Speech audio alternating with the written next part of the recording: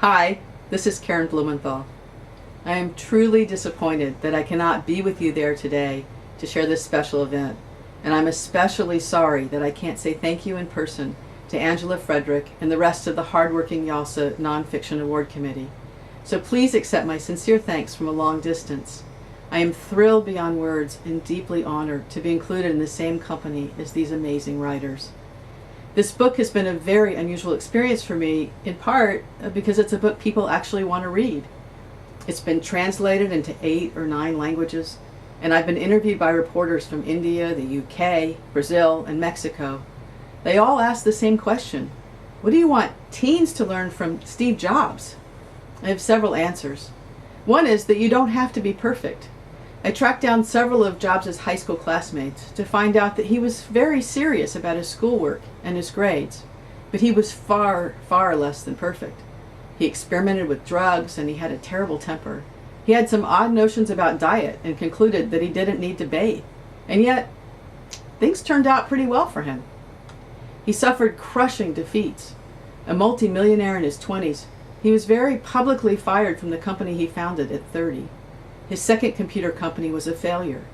He tried several ways to make Pixar work and spent $50 million of his own money before it finally made a movie called Toy Story. Yet he got up every day and went at it again. What better example could there be of persistence and drive and passion? And then there's that vision thing. How incredible is it to see something that isn't there? A friendlier computer, a tiny music player, or a phone that puts the power of a computer in your hand. Those of you who are texting or tweeting right now, I see you. You can do it because Steve Jobs envisioned the iPhone. And finally, there was that speech at Stanford where Jobs laid out his personal philosophy. He told the graduates that your passions may connect in odd and unexpected ways over your lifetime, but you can't know that up front. So he said, you have to trust that the dots will somehow connect in your future. He said your work is going to fill a large part of your life, and the only way to be truly satisfied is to do what you believe is great work, and the only way to do great work is to love what you do. And he said your time is limited, so don't waste it living someone else's life. Most important, have the courage to follow your heart and intuition. They somehow already know what you truly want to become. That's great stuff, for teens and for us as well. That's the power of nonfiction. To enlighten, inform, and sometimes entertain, to, as I've said before, provide context for a complex and sometimes mysterious world. And that's the particular power of biography, to help a young person see a real life, warts and all, and reflect on the bigger questions. Who do I want to be, and why? Or in the wonderful words of the poet Mary Oliver, tell me, what is it you plan to do with your one wild and precious life? For me, this book connected dots in a number of ways. It started with Jean Feiwel of Feiwel and Friends, a truly visionary editor who saw a need and knew exactly what she wanted.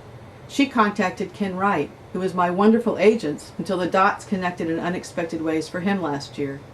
When Ken called, I knew right away that I had to do this. Mind you, I was not one of those Apple fanatics. This book was written on a cheap Dell laptop that was losing the letters off its M, N, and E keys. I never met Steve Jobs. But as a reporter, I covered the early years of the personal computer.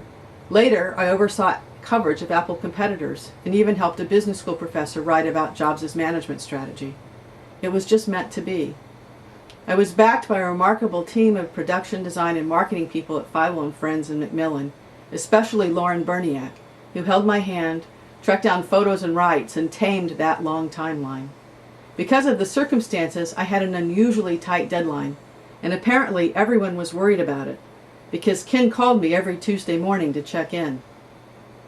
About 2/3 of the way through, I was exhausted and still had a long way to go. And Ken said kindly, "Is there anything I can do?" "Sure," I said jokingly, "send chocolate." The next day the doorbell rang, and there was chocolate. And the next day it rang again, and there was more chocolate. And I'm only slightly embarrassed to tell you that all that chocolate was consumed in the writing of this book. I'm incredibly grateful to Jean and Ken, not just for the chocolate, but for believing in me and letting me do what I love to do.